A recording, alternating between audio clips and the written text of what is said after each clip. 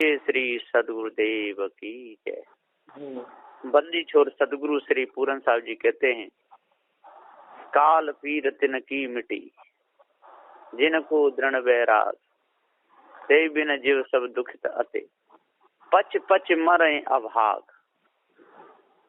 सदगुरुदेव जी कहते हैं कि काल पीर तिन की मिटी जिनको दृढ़ वैराग, जो संसार से दृढ़ वैराग ले लेते हैं, न सुख में भूलते और न दुख में। दुख में रोते नहीं, सुख में हंसते नहीं, अपने वैराग में मस्त रहते हैं। जैसे निकल के जा रहे हैं, किसी ने फूल की माला डाल दी फूलों की, तब भी ठीक। और निकल के जा रहे हैं, किसी ने केला खा करके छिलके भी मार दिए सिर में, तब भी वो निकले चले जाते हैं। दोनों से उन्हें कोई लेना देना नहीं। तो काल पीर तिन की मिटी इनको दृढ़ वैराग। पर यहाँ पर एक बात और है कि जो गुरु अपमान, गुरु निंदा, वहां पर यदि शिष्य है और गुरु है, और गुरु से यदि कोई कुछ कहता है तो समझाना चाहिए, और समझाने से नहीं माने तो वहां पर तो हाथ भी पकड़ना पड़ेगा। और कभी कभी विशेष में आकर के और पागलों की तो मातोर भी करनी पड़ती है। पागल नहीं हो और तब भी चढ़ता चला आ रहा है या रोकने से नहीं रुक रहा है, तो उसको तो रोकना ही पड़ता है ना। तो उस पर यदि कोई कभी कभी हाथ भी छोड़ना पड़ जाता है, उसमें कोई बड़ी बात नहीं है। जैसे खूंटा है और खूंटा को जमीन में गाड़ना है और जमीन पोली है, तो वहां तक तो आराम से खूंटा चला जाएगा। और जमीन ठोस है तो पत्थर से खूंटा ठोकना ही पड़ता है। इसी प्रकार से किसी का घर मकान है और मकान पे कोई चढ़ाई करने आ रहा है, तो पत्थर मारने पड़ते, इधर उधर के मारो मारो, तब भी नहीं मारो, सीधे चला ही आ रहा है। अब वहां से निकाल ही देगा, तो कभी कभी सीधा भी वार करना पड़ता है अपने बचाव के लिए। तो यहाँ पर सदगुरुदेव कहते हैं कि काल पीर तिन की मिटी जिनको दृढ़ वैराग। काल पीर उन्हीं की मिट्टी है जो वैराग में एकदम पूर्ण होते हैं, जो संसार से वैराग ले लेते हैं। न खानी जाल में भूलते, न बानी जाल में भूलते, बिल्कुल अलग। काल काल के ये संसार का मोह, स्त्री का मोह, बेटी बेटाओं का मोह, नातियों का मोह, जितना भी मोह है ये सब काल है। और जो मोह को तोड़ देता है वो उस काल की पीर से बच जाता है, उनके हर शोक से बच जाता है, उससे अलग हो जाता है। अपने पे दुख आता है तब उनसे नहीं बताता, कोई लेना देना नहीं, और उन पे आता है तो उनके दुख में शामिल नहीं होता। उसने समझ लो कि काल पे विजय प्राप्त कर ले। काल पीर तिन की मिटी जिनको दृढ़ वैराग, पर दृढ़ता का वैराग होना चाहिए, कच्चा नहीं। कच्चा वैराग में तो काम बिगड़ता है, सच्चा वैराग होना चाहिए। कच्चा वैराग सब करें और सच्चा करे न कोई, और जो सच्चा वैराग करे तो दुख काहे को हो।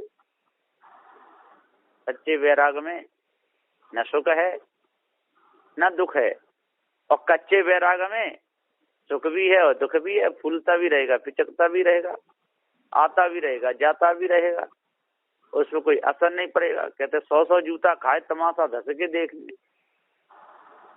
तो सदगुरुदेव जी पुकार के समझाते हुए कहते हैं कि काल पीर तिन की मिटी जिनको दृढ़ वैराग। वैराग लेना पड़ता है, राग रहित। यदि कोई बुलाता है तो जाना तो पड़ेगा ही। कोई फूलों के हार डाल दे तो ठीक, उन्हें डाले तो ठीक, और कहीं घी घना, कहीं मुट्ठी चना, कभी वो भी मना।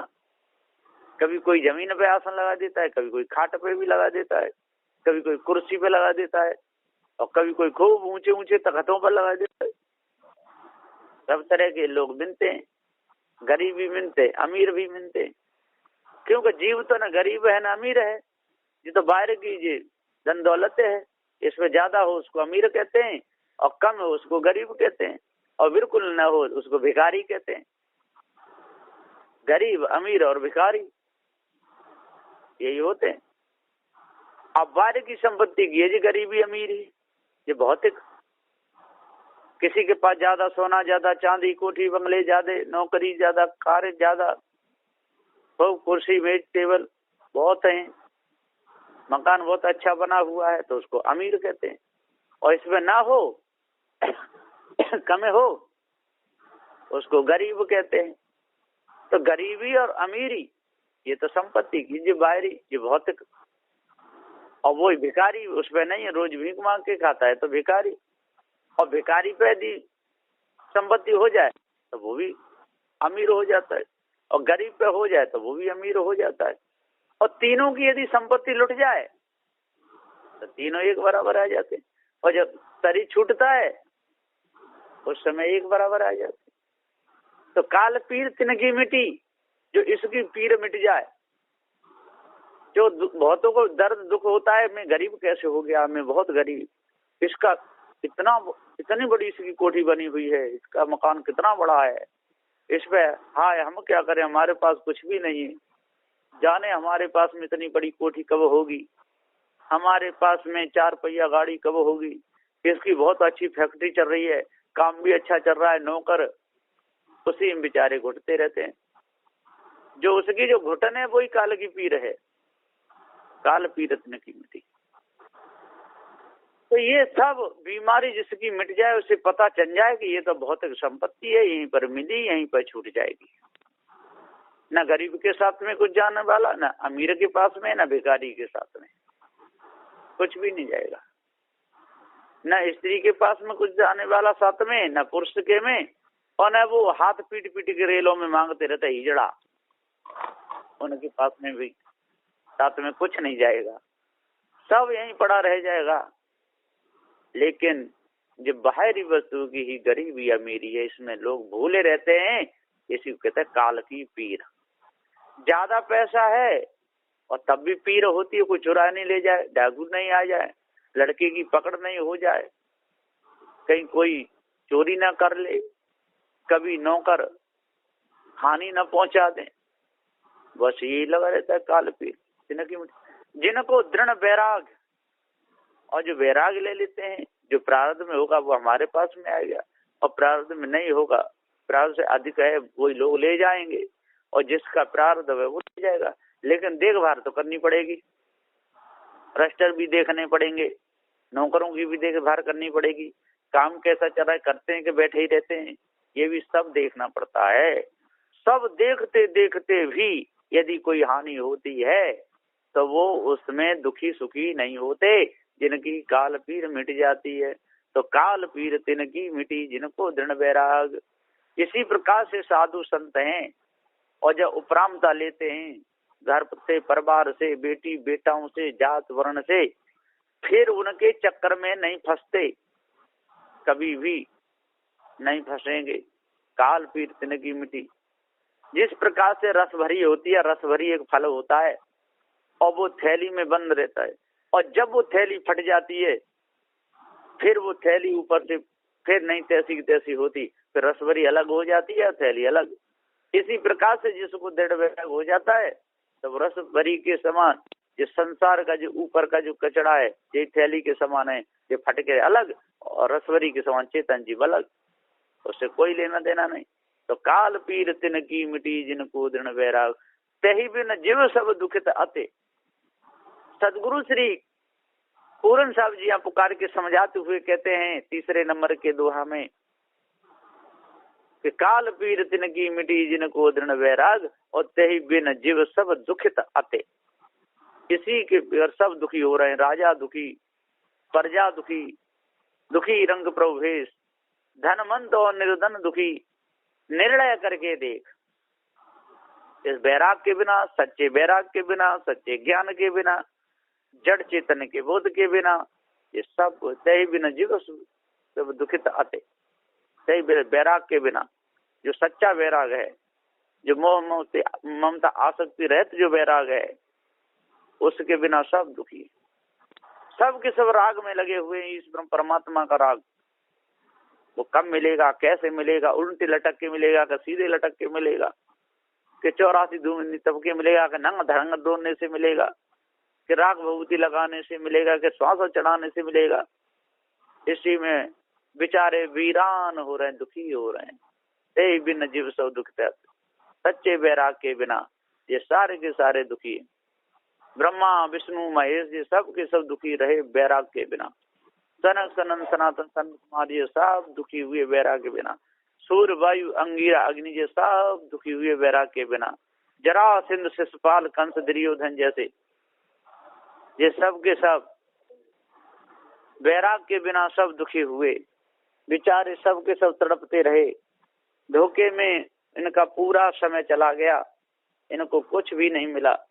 तो काल पीरत इनकी मिटी जिनको दृढ़ बैराग,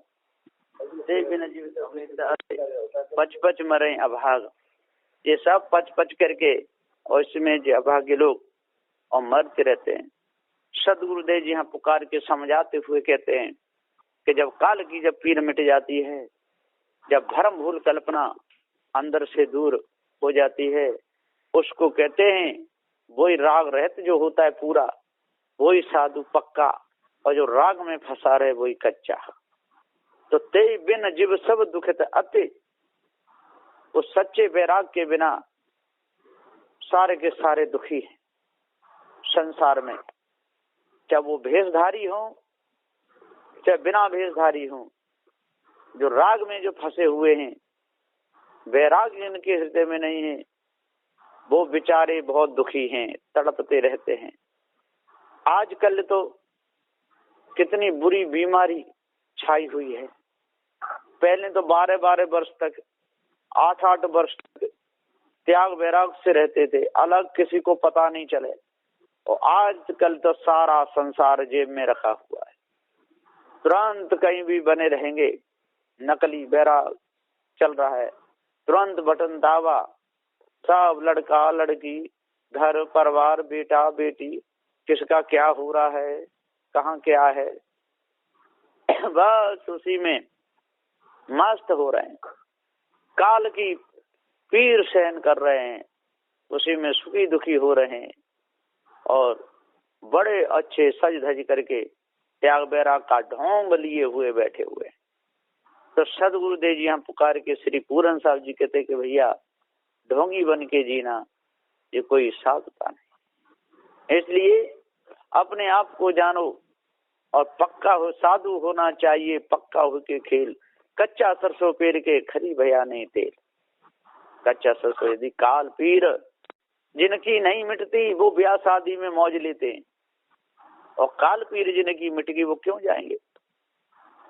क्योंकि वहां बेचारे दो जीव फंस रहे हैं विषय वासना में, बंधन में, संसार के बंधन में। यहाँ दो के बंधन हो रहा है, और साधु भेषधारी यदि उनमें मौज ले रहा है तो समझ लो कि उसकी काल की पीर नहीं मिटी।